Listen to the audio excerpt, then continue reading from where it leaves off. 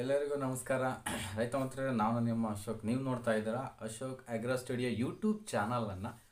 ನಾನು ನಿಮಗೆ ಕಳೆದ ಒಂದು ವಿಡಿಯೋದಲ್ಲಿ, ಅಂದರೆ ಲಾಸ್ಟ್ ವಿಡಿಯೋದಲ್ಲಿ ಒಂದು ಪ್ರಶ್ನೆ ಕೇಳಿದ್ದೆ. ಏನು ಪ್ರಶ್ನೆ ಅಂತ ಅಂದರೆ, ಪ್ರಪಂಚದಾದ್ಯಂತ ಇರುವಂತಹ ಡೈರಿ ಫಾರ್ಮ್ಗಳಲ್ಲಿ, ಹಸುಗಳಲ್ಲಿ ಅತಿ ಹೆಚ್ಚು ಫ್ಯಾಟ್ ರೆಕಾರ್ಡ್ ಆಗಿರುವಂತಹ ಒಂದು ತಳಿ ಯಾವುದು ಅಂತಂದು ಹೇಳಿದ್ವಿ. ಕಾಮನ್ ಆಗಿ ನಿಮಗೆ ಅತಿ ಹೆಚ್ಚು ಫ್ಯಾಟ್ ಬರ್ತಕ್ಕಂತಹ ತಳಿ ಅಂತಂದರೆ ಎಮ್ಮೆಗಳಲ್ಲೇ ಇರುತ್ತೆ ಅಂತ ನಿಮ್ಗೆ ಗೊತ್ತಾಗಿರುತ್ತೆ. ಬಟ್ ಯಾವ ಜಾತಿಯ ಎಮ್ಮೆ ತಳಿಯಲ್ಲಿ 13% ಫ್ಯಾಟ್ ರೆಕಾರ್ಡ್ ಆಗಿದೆ ಪ್ರಪಂಚದಾದ್ಯಂತ ಅನ್ನೋದನ್ನು ಪ್ರಶ್ನೆ ಕೇಳಿದೆ.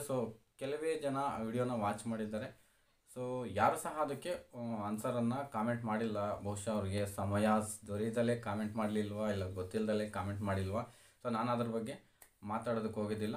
ಮೇನ್ಲಿ ನಾನು ಆ ಒಂದು ತಳಿಯ ವಿಶೇಷ ಲಕ್ಷಣಗಳ ಬಗ್ಗೆ ಮತ್ತು ಅದು ಎಷ್ಟು 13% ಹಾಲನ್ನು ಹೇಗೆ ಕೊಡುತ್ತೆ, ಅಂದರೆ ಫ್ಯಾಟನ್ನು ಹೇಗೆ ಅದು ಕೊಡುತ್ತೆ, ಎಲ್ಲಿ ವಾಸವಾಗಿದೆ, ಅದರ ಲಕ್ಷಣಗಳೇನು, ಭಾರತದಲ್ಲಿ ಅದು ಎಲ್ಲಿ ವಾಸವಾಗಿದೆ, ಅದಕ್ಕೆ ಯಾವ ರೀತಿಯ ಒಂದು ಫ್ಯೂಚರ್ಸ್ ಇದೆ, ಅದು ಡೈರಿ ಫಾರ್ಮ್ಗೆ ಯಾವ ರೀತಿಯ ಅನುಕೂಲನ ಅನ್ನೋದ್ರ ಬಗ್ಗೆ ನಾನು ವಿಡಿಯೋದಲ್ಲಿ ಟೋಟಲಾಗಿ ಹೇಳ್ತಾ ಹೋಗ್ತೀನಿ. ಫಸ್ಟು ಆ ಒಂದು ಪ್ರಶ್ನೆಗೆ, ಅತಿ ಹೆಚ್ಚು ಫ್ಯಾಟ್ ರೆಕಾರ್ಡ್ ಆಗಿರುವಂತಹ ಎಮ್ಮೆ ತಳಿ ಯಾವುದಪ್ಪ ಅಂತ ಅಂದರೆ ಬದ್ವಾರಿ ಎಮ್ಮೆ ತಳಿ. ಇದು ಎಲ್ಲಿ ಕಂಡುಬರುತ್ತೆ ಇಂಡಿಯಾದಲ್ಲಿ ಹೆಚ್ಚಿನದಾಗಿ ಅಂತಂದರೆ ನಮ್ಮ UP, ಭಾರತದ ಉತ್ತರ ಪ್ರದೇಶದಲ್ಲಿ ಕೆಲವೊಂದು ಜಿಲ್ಲೆಗಳಲ್ಲಿ ಈ ಒಂದು ಬದ್ವಾರಿ ತಳಿ ಅಂತಕ್ಕಂಥದ್ದು ಹೆಚ್ಚಿನದಾಗಿ ಕಂಡುಬರ್ತದೆ.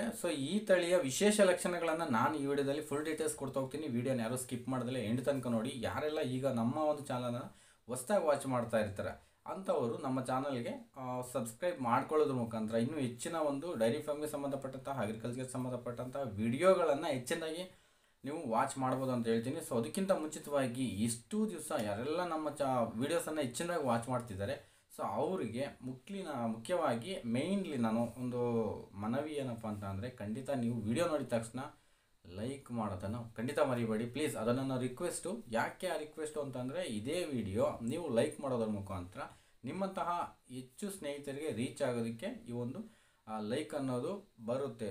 ನೀವು ಲೈಕ್ ಮಾಡಿದ್ರೆ ಬೇರೆಯವ್ರಿಗೂ ಸಹ ಅದು ರೀಚ್ ಆಗುತ್ತೆ ಅನ್ನೋ ಉದ್ದೇಶಕ್ಕೋಸ್ಕರ ನಿಮಗೆ ಲೈಕನ್ನು ಕೇಳ್ತೀನಿ.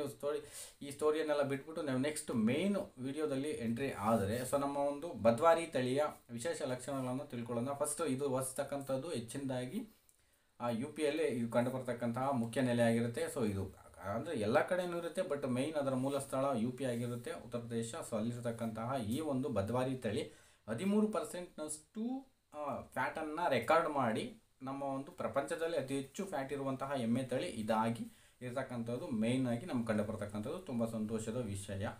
ಈಗ ಈ ಒಂದು ಫ್ಯಾಟ್ಗೆ ಸಂಬಂಧಪಟ್ಟಂತೆ ನಾವು ಅನಲೈಸ್ ಮಾಡ್ತಾ ಹೋಗೋದಾದರೆ, ನಮ್ಮ ಒಂದು HF ಮತ್ತು ಜರ್ಸಿಗಳಿಗೆ ಸಂಬಂಧಪಟ್ಟಂತೆ ಫ್ಯಾಟ್ ಎಷ್ಟು ಬರ್ಬೋದು, ಅದು ಹಿಗ್ಗಾಮುಗ್ಗಿ ಎಳೆದ್ರೂ ಸಹ ಅದರ ಒಂದು ಫ್ಯಾಟು 4ರಿಂದ 5 ಒಳಗಡೆ. 5 ಬರಲ್ಲ, 4.5 ಇಸ್ ಲಾಸ್ಟ್.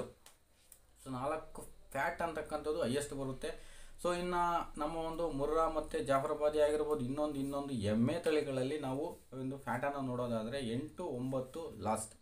9 ಲಾಸ್ಟ್ ಆಗಿರುತ್ತೆ. 9 ಫ್ಯಾಟ್ ಬಂದರೆ ಅದು ಎಮ್ಮೆ ತಳಿದು ಹೈಯೆಸ್ಟ್ ಅಂತಂದು ನಾವು ಗುರುತಿಸಬಹುದು. ಈ ಎಲ್ಲವನ್ನು ಮೀರಿ 13ರಷ್ಟು ಫ್ಯಾಟನ್ನು ಕೊಡ್ತಾ ಇದೆ ಅಂತ ಅಂದರೆ ಬದ್ವಾರಿ ತಳಿ ವಿಶೇಷವಾದಂತಹ ತಳಿ ಅಂತಕ್ಕಂಥದ್ರಲ್ಲಿ ಎರಡು ಮಾತಿಲ್ಲ. ಹಾಗಾದರೆ ಈ ಒಂದು ಬದ್ವಾರಿ ತಳಿ ಇಷ್ಟು ಫ್ಯಾಟನ್ನು ರೆಕಾರ್ಡ್ ಮಾಡಬೇಕಾದ್ರೆ ಯಾವ ರೀತಿ ಆಹಾರವನ್ನು ತಗೊಳ್ಳುತ್ತೆ ಮತ್ತು ತಳಿಯ ವಿಶೇಷ ಲಕ್ಷಣಗಳು ಏನು ಅನ್ನೋದನ್ನು ನಾನು ಮೇನ್ಲಿ ತಿಳಿಸ್ತಾ ಹೋಗೋದಕ್ಕೆ ಇಷ್ಟಪಡ್ತೀನಿ. ಫಸ್ಟ್ ಇದರ ಒಂದು ಮುಖ್ಯ ಲಕ್ಷಣಗಳಲ್ಲಿ, ಬದ್ವಾರಿ ತಳಿ ಆ ಒಂದು ಎಮ್ಮೆ ಜೀವನದಲ್ಲಿ ಇಂಜೆಕ್ಷನ್ಗಳನ್ನು ಹಾಕಿಸ್ಕೊಳ್ಳೋದಿಲ್ಲ. ಅಂದರೆ ಅದಕ್ಕೆ ಅದೇ ರೀತಿಯ ರೋಗಗಳನ್ನೋದು ಖಂಡಿತ ಬಂದಿಲ್ವಂತೆ. ಯಾಕೆ ಬಂದಿಲ್ಲ ಅಂತ ಅಂದರೆ, ಅದರ ಒಂದು 100%ನಷ್ಟು ರೋಗ ನಿರೋಧಕ ಶಕ್ತಿ ಇರತಕ್ಕಂಥ ತಳಿ ಬದ್ವಾರಿ ತಳಿ ಆಗಿರುತ್ತೆ. ಮೇನ್ಲಿ ಇದಕ್ಕೆ ರೆಸಿಸ್ಟೆನ್ಸ್ ಪವರ್ ತುಂಬಾ ಹೆಚ್ಚಾಗಿರೋದ್ರಿಂದ ಇದರಲ್ಲಿ ಯಾವುದೇ ರೀತಿಯ ರೋಗಗಳು ಕಂಡುಬರೋದಿಲ್ಲ. ಅದಕ್ಕೆ ಅದು ಯಾವುದೇ ರೀತಿ ಇಂಜೆಕ್ಷನ್ಸನ್ನು ತಗೊಳ್ಳೋದಿಲ್ಲ, ಯಾವುದೇ ರೀತಿ ಮೆಡಿಸಿನ್ಸ್ ಅನ್ನೋದು ಅದಕ್ಕೆ ಗೊತ್ತಿಲ್ಲ, ಅದು ಬಳಕೆಯನ್ನು ಮಾಡಿಸ್ಕೊಳ್ಳೋದಿಲ್ಲ. ಅದು ಮೇನ್ ಒಂದು ಮುಖ್ಯ ಲಕ್ಷಣ ಅದರದ್ದು. ನೆಕ್ಸ್ಟ್, ಇದರ ಒಂದು ಉಷ್ಣಾಂಶ ಎಷ್ಟಕ್ಕೆ ತಡ್ಕೊಳ್ಳುತ್ತೆ ಅಂದರೆ, ಸುಮಾರು 45ರಿಂದ 50 ಡಿಗ್ರಿ ತನಕ ಉಷ್ಣಾಂಶ ತಡೆದುಕೊಳ್ಳುವಂತಹ, ಅಂದರೆ ಉಷ್ಣಾಂಶವನ್ನು ಸಹಿಸಿಕೊಳ್ಳುವಂತಹ ಶಕ್ತಿ ಈ ಒಂದು ಬದ್ವಾರಿ ತಳಿಗಿರತಕ್ಕಂತಹ ವಿಶೇಷ ಲಕ್ಷಣ. ಆಹಾರಕ್ಕೆ ಬಂದರೆ ನೀವು ಯಾವುದಾದ್ರೂ ಕೊಡಿ, ಆಹಾರ ಇಂಥದ್ದೇ ಬೇಕು, ಸ್ಪೆಷಲಿ ಫುಡ್ ಬೇಕು, ಇಲ್ಲ ನಾನು ಹಾಲು ಕೊಡೋಲ್ಲ ಅನ್ನೋ ಮಾತೇ ಇಲ್ಲ. ನೀವು ವೇಸ್ಟ್ ಕೊಟ್ಟರು ತಿನ್ನುತ್ತೆ, ಇನ್ನೊಂದು ಕೊಟ್ಟರು ತಿನ್ನುತ್ತೆ. ಇದಕ್ಕೆ ಬೇಕಾಗಿರ್ತಕ್ಕಂಥ, ಈಗ ನಾವು ಕಾಮನ್ನಾಗಿ 30 kg ಹಸಿದು 10 kg ಒಣದು ಕೊಟ್ಟು ಅದರ ಮೇಲೆ ನಾವು ಕಾನ್ಸಂಟ್ರೇಟ್ ಫೀಡನ್ನು ಕೊಟ್ಟಾಗ ಮಾತ್ರ ಹೆಚ್ಚು ಹಾಲನ್ನು ಕೊಡ್ತವೆ ನಮ್ಮ ಡೈರಿ ಫಾರ್ಮ್ ಹಸುಗಳು. ಇದಕ್ಕೆ ಆ ರೀತಿ ಸ್ಪೆಷಲ್ ಫುಡ್ ಬೇಕಿಲ್ಲ. ನೀವೇನೇ ಕೊಟ್ಟರು ತಿಂತೇವೆ, ಜಸ್ಟ್ ಡ್ರೈ ಫುಡ್ ಕೊಟ್ಟರು ಅದು ತಿಂದು ಹಾಲನ್ನು ಕೊಡುತ್ತೆ.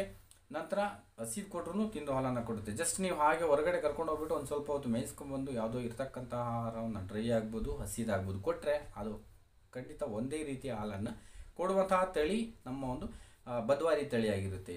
ಹಾಗಾದರೆ ಇದರ quality okay 30% fat is right. ಈಗ ಕ್ವಾಲಿಟಿ ಪರವಾಗಿ ಎಷ್ಟು ಪ್ರಮಾಣದ ಹಾಲು ಕೊಡುತ್ತೆ ಅಂತಂದರೆ ಹಾಲು ಕೊಡೋದು ತೀರಾ ಕಡಿಮೆನೇ ಇರುವಂತಹ ಒಂದು ಎಮ್ಮೆ ತಳಿಗಳಿಗೆ ಇರುವಂತಹ ಎಮ್ಮೆ ತಳಿಗಳಿಗೆ ಹೋಲಿಕೆ ಮಾಡಿಕೊಂಡ್ರೆ ಇದೊಂದು 20 to 30% ಕಡಿಮೆ ಹಾಲನ್ನೇ ಕೊಡ್ತಕ್ಕಂತಹ ತಳಿಯಾಗಿರುತ್ತೆ. ಸೊ ಈ ಒಂದು ಜಾಫ್ರಾಬಾದಿ ಎಮ್ಮೆ ರೋಗ ನಿರೋಧಕ ಶಕ್ತಿ ಹೆಚ್ಚಾಗಿರುತ್ತೆ, ಸ್ಪೆಷಲ್ ಫೀಡ್ ಬೇಕಿಲ್ಲ, ಮೆಡಿಸಿನ್ ಬೇಕಿಲ್ಲ. ಸೊ ಯಾವುದೇ ಒಂದು ಪ್ರದೇಶದಲ್ಲಾದರೂ ಸಹ ಇದು ಬದುಕುವಂತಹ ತಳಿಯಾಗಿರುತ್ತೆ. ಇದು ಅತಿ ಭಾರೀ ಕಾಯಗಾತ್ರದ ದೇಹವನ್ನು ಹೊಂದಿಲ್ಲ. ಈ ಒಂದು ಎಮ್ಮೆ ಸಾಮಾನ್ಯವಾಗಿ ನಾರ್ಮಲ್ ಒಂದು ತಳಿ ಒಂದು ಗಾತ್ರವನ್ನು ಹೊಂದಿರತಕ್ಕಂತಹ ತಳಿಯಾಗಿರುತ್ತೆ. ಪ್ಲಸ್ ಇದರ ಒಂದು ವಿಶೇಷ ಲಕ್ಷಣಗಳಿಗೆ ಅತಿ ಹೆಚ್ಚು ಆಹಾರವನ್ನು ಇದು ತೆಗೆದುಕೊಳ್ಳೋದಿಲ್ಲ. ಎಮ್ಮೆಗಳಿಗೆ ತೀರಾ ಕಡಿಮೆ. ನಮ್ಮ HF ಮತ್ತು ಜರ್ಸಿಗಳಿಗೆ ಹೋಲಿಕೆ ಮಾಡಿಕೊಂಡ್ರೆ ಭಾರೀ ಗಾತ್ರದ ಒಂದು ಮೇವನ್ನು ನಾವು ಕೊಡಬೇಕಾಗುತ್ತೆ. ಇದರಲ್ಲಿ ಅಂತಹ ಒಂದು ವಿಶೇಷವಾದಂತಹ ಭಾರೀ ಆಹಾರವನ್ನು ಇದು ಸ್ವೀಕರಿಸುವಂತಹ ತಳಿ ಇದಲ್ಲ. ಸೊ ಇದಕ್ಕೆ ಕಡಿಮೆ ಆಹಾರ ಆದರೂ ಸಹ ಒಂದೇ ರೀತಿಯ ಹಾಲು ಕೊಡೋದರಲ್ಲಿ ಯಾವುದೇ ರೀತಿಯ ಸಂದೇಹವಿಲ್ಲ.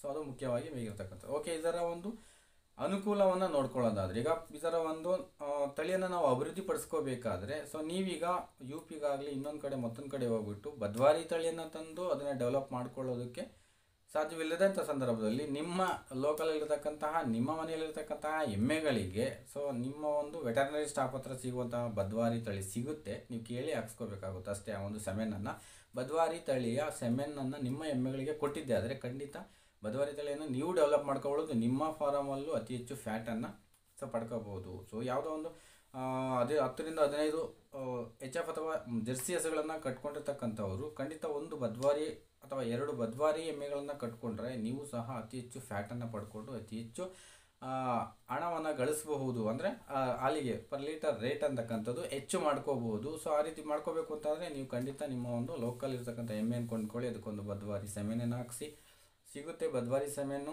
ಸೊ ಹಾಕ್ಸ್ಕೊಂಡು ಅದನ್ನು ಡೆವಲಪ್ ಮಾಡ್ಕೊಳ್ಳಿ, ನೀವು ಒಳ್ಳೆ ಆದಾಯವನ್ನು ಗಳಿಸ್ಬೋದು ಅನ್ನೋದನ್ನು ಹೇಳ್ಬೋದು. ಸೊ ಇದಕ್ಕಂದರೆ ಬೇರೆ ಎಮ್ಮೆಗಳನ್ನು ಕಟ್ಕೊಂಡ್ರೆ ಆಗಲ್ವಂದರೆ ಆಗುತ್ತೆ, ಆದರೆ ಇದರ ಒಂದು ವಿಶೇಷ ಲಕ್ಷಣಗಳನ್ನು ನೋಡಿ ನಾವು ತಗೋಬೋದಲ್ವಾ. ಸೊ ಇದಕ್ಕೆ ಯಾವುದೇ ರೀತಿ ಮೆಡಿಸಿನ್ ಬೇಕಿಲ್ಲ, ಸ್ಪೆಷಲ್ ಫುಡ್ ಬೇಕಿಲ್ಲ. ಇರೋದಕ್ಕಂತಂದರೆ ಅಂದರೆ ಹಸು ತಿಂದು ವೇಸ್ಟ್ ಆಗಿರ್ತಕ್ಕಂಥ ಕಡ್ಡಿ ಹಾಕಿದ್ರು ತಿನ್ನುವಂತಹ ಒಂದು ಸನ್ನಿವೇಶಗಳು ಇರ್ತವೆ ನಮ್ಮ ಎಮ್ಮೆಗಳಲ್ಲಿ. ಸೊ ಆಲ್ಮೋಸ್ಟ್ ಡೈರಿ ಫಾರ್ಮ್ಗಳಲ್ಲಿ ಸೊ ಮಾಡ್ತಕ್ಕಂತಹ ಕೆಲಸನೂ ಅದೇ. ಸ್ಪೆಷಲ್ ಫುಡ್ಡು ಕೆಲವರು ಕೊಡದೇ ಇರ್ಬೋದು, ವೇಸ್ಟ್ ಏನಿರುತ್ತೆ ಪ್ರತಿಯೊಂದನ್ನು ತಿಂದು ತೆಗೆಯುವಂತಹ ಜೀರ್ಣಿಸಿಕೊಳ್ಳುವಂತಹ ಶಕ್ತಿ ಈ ಒಂದು ತಳಿಗಳಿರ್ತಕ್ಕಂಥದ್ದು. ಅಂದರೆ ಈ ಎಮ್ಮೆ ತಳಿಗಳಿಗೆ ಇರುತ್ತೆ. ಸೊ ನಮ್ಮ ಒಂದು ನಾಟಿ ಲೋಕಲ್ ಕ್ರಾಸ್ಗಳಿಗಿರ್ತಕ್ಕಂತಹ ಎಮ್ಮೆ ತಳಿಗಳಿಗೆ. ಸೊ ಅದರಿಂದ ನೀವು ಇದನ್ನು ಡೆವಲಪ್ ಮಾಡಿಕೊಂಡು ನಿಮ್ಮ ಒಂದು ಡೈರಿ ಫಾರ್ಮಲ್ಲಿ ಇರುವಂತಹ ಹಾಲಿನ ಒಂದು ಗುಣಮಟ್ಟವನ್ನು ಹೆಚ್ಚಿಸ್ಕೊಳ್ಳೋದಕ್ಕೆ ಇದು ಉತ್ತಮ ಅಂತಕ್ಕಂಥದ್ದು ನನ್ನೊಂದು ಸಂದೇಶ. ಸೊ ಈ ಒಂದು ತಳಿಯ ವಿಶೇಷ ಇಷ್ಟ ಆಗಿರುತ್ತೆ. ಸೊ ನಿಮ್ಗೆ ಏನಾದರೂ ಇದರ ಬೇಕು ಅಂತಂದರೆ ಖಂಡಿತ ನೀವು ಸೆಮೆನ್ಸನ್ನು ನಿಮ್ಮ ಒಂದು ಲೋಕಲ್ ಎಮ್ಮೆಗಳಿಗೆ ಕೊಡಿಸ್ಕೊಂಡು ಅದನ್ನು ಡೆವಲಪ್ ಮಾಡ್ಕೊಳ್ಳಿ. ಪ್ಲಸ್ ನಿಮ್ಮ ಹಾಲಿನ ಒಂದು ಆದಾಯವನ್ನು ಹೆಚ್ಚು ಮಾಡ್ಕೊಳ್ಳೋದಕ್ಕೆ ಅದೊಂದು ಮುಖ್ಯ